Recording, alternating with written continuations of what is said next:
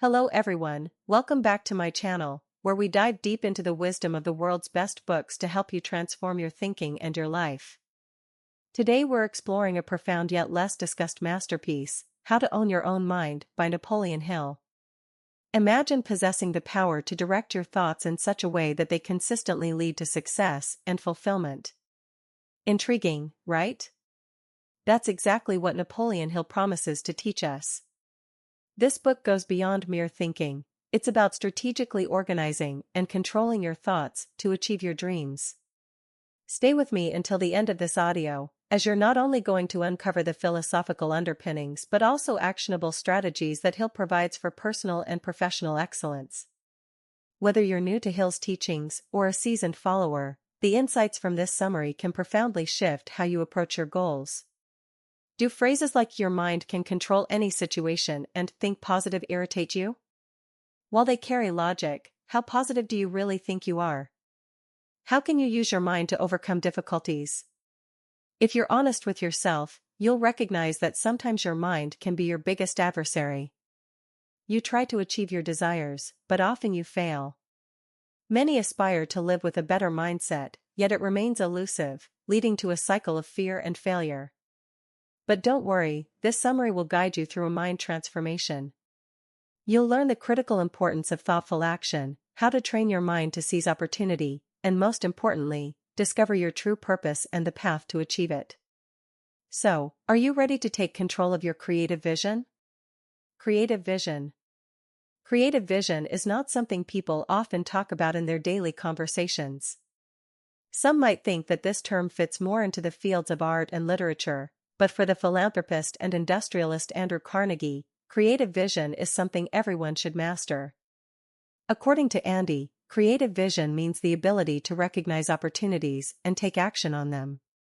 An important element of creative vision is imagination. Andrew further explains that imagination comes in two forms, synthetic and creative. Synthetic imagination involves combining ideas and principles to form an original idea. However, in today's time, nothing is completely authentic, almost everyone has some idea. So, synthetic imagination means rearranging old ideas to create something new. A prime example of someone who used synthetic imagination is Thomas Edison. He used two existing principles to invent the incandescent electric lamp, commonly known as the bulb. These were the principles of energy and the electric lamp, which were already in use during Edison's time. However, electric lamps did not last long. The light came on because it had pieces of wire connected to electric energy, producing a white glow. Electricity would burn out the lamp's metal quickly, so Edison thought of using charcoal, which could burn for hours with electric energy. This original idea from two old ideas was used by Edison for many years. Another type of imagination is creative imagination. This happens when a person creates a new idea. The artists and writers you admire use their creative imagination. They don't know where these ideas and visions come from, but they come. Back to Edison, where did the brilliant idea of using charcoal in lamps come from? In many interviews, Edison said that he just had an idea and took action on it. The same applies to the artists you like so much. Often, they don't know where their lyrics, tunes, or plots come from. That's the specialty of creative imagination. Creative vision requires your imagination. In other words, you should start developing your synthetic and creative imagination for what you need. While developing your imagination, you need to remember a few things. First is the definitive purpose principle, which means being clear about your purpose. The thought of financial benefit can stimulate imagination. As trivial as it may sound, money makes life somewhat easier and brings its own popularity. Second is the mastermind principle.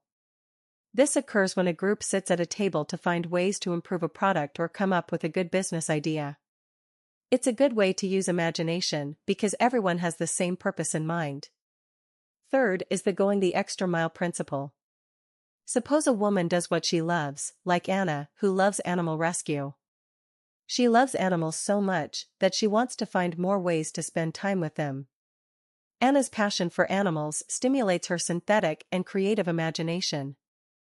Fourth is the applied faith principle. Whatever you believe in, your faith can be a great source of imagination.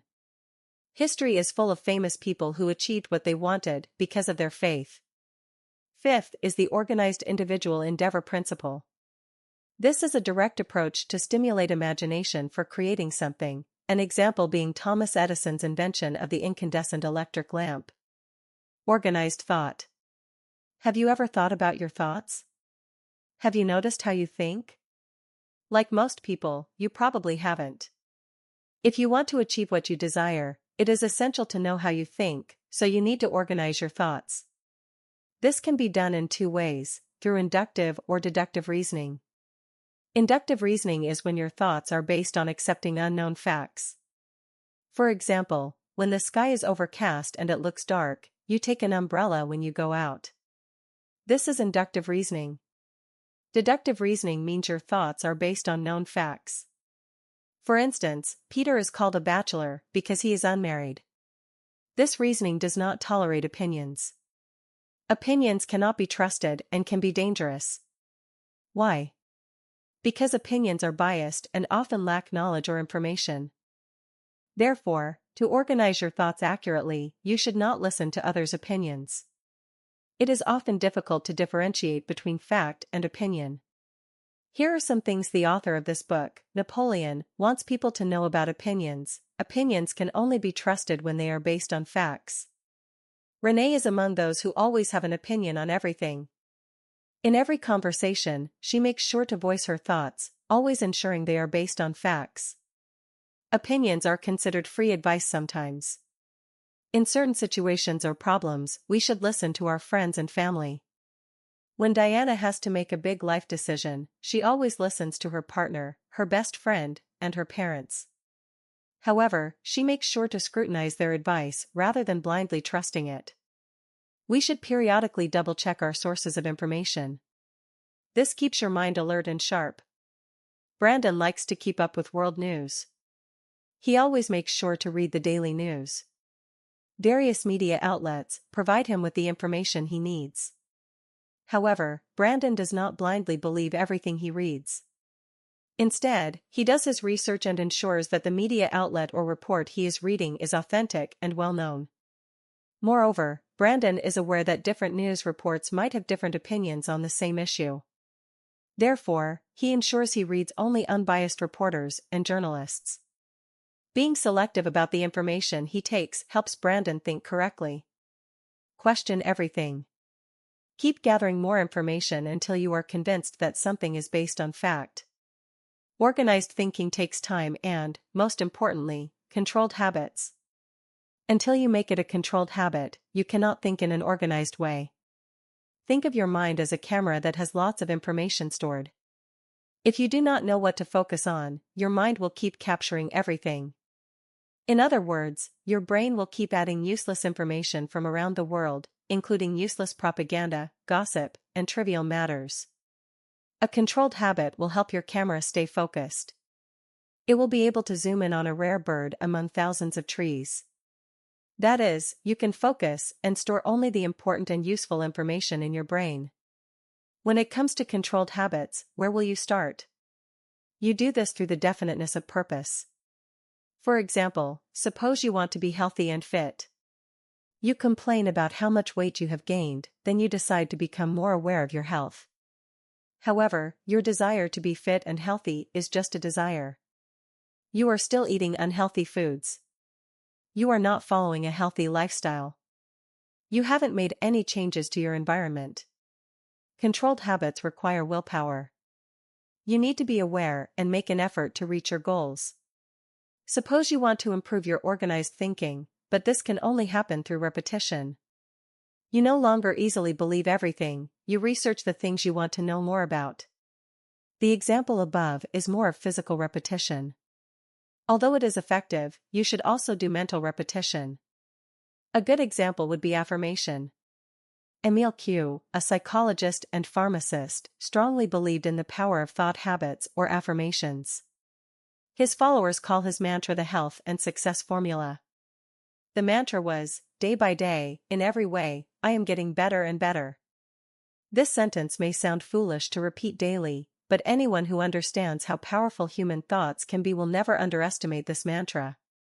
Penelope finally had the courage to open her bakery. Baking had always been her passion. Penelope knew that starting a business was a long and difficult journey.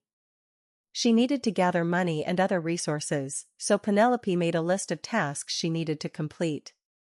She also made sure to work on only one task per day. Penelope showed definiteness of purpose here. She dedicated her time and effort to achieving her dream. Because she was always working on her list, she also showed physical repetition here. In addition, Penelope kept practicing her daily affirmations. She kept telling herself that she was capable and would soon open her bakery. She also reminded herself that good things take time, so she should be patient. Penelope's affirmations kept her motivated throughout the journey. Whenever she felt discouraged or frustrated, her habit of affirmations gave her energy. Also, do not underestimate the law of attraction. Whatever energy you give to the world will return to you. If you habitually look on the bright side, positive things will start happening to you, and the same can be said for controlled attention. Negative controlled attention. Many people are experts in controlling attention negatively. They focus their minds on pain and misery. The worst part is, once they have successfully controlled their negative attention, they start having doubts. You are probably aware of this, but doubts create disbelief, and disbelief leads to failure. Henry works as a firefighter. For a long time, he had been happy with his job. One day, Henry went to a gas station to fill up his car's gas. The gas station was almost empty. There was only one person standing at the checkout counter with the cashier. Henry was waiting behind them. Just as Henry was wondering why there were so few people at the gas station, the man in front of him quickly pulled out a gun. Henry panicked. The man was going to rob the cashier. Henry immediately pulled out his phone and called the police. While he was explaining to the police what was happening, he heard a loud gunshot behind him. The robber shot the cashier. Henry turned around, left the gas station, and quickly drove home. Although the event happened quickly, Henry found it hard to forget. From that day on, Henry has found it difficult to focus on his job. He has been having panic attacks, and his mental health has deteriorated. Henry's panic attacks turned into severe and. Although Henry has been working for the same fire department for the past 6 years, he is now unable to concentrate on his work. He starts to think that his job is not safe anymore. Whenever Henry tries to go to work, all he can think of is the robbery incident at the gas station. Henry's panic attacks eventually became so frequent that he couldn't perform his duties as a firefighter. He was constantly on edge, thinking something terrible might happen again. His negative attention was consuming his thoughts, draining his energy, and making it impossible to focus on the job he once loved. As his mental state deteriorated, Henry began doubting his ability to continue in his profession. The fear he had associated with the gas station robbery bled into every aspect of his life, from his relationships to his daily routine. This is a prime example of how controlled attention, when directed negatively, can wreak havoc on a person's life. Hill emphasizes that when you fixate on negative events or outcomes, you invite more negativity into your life.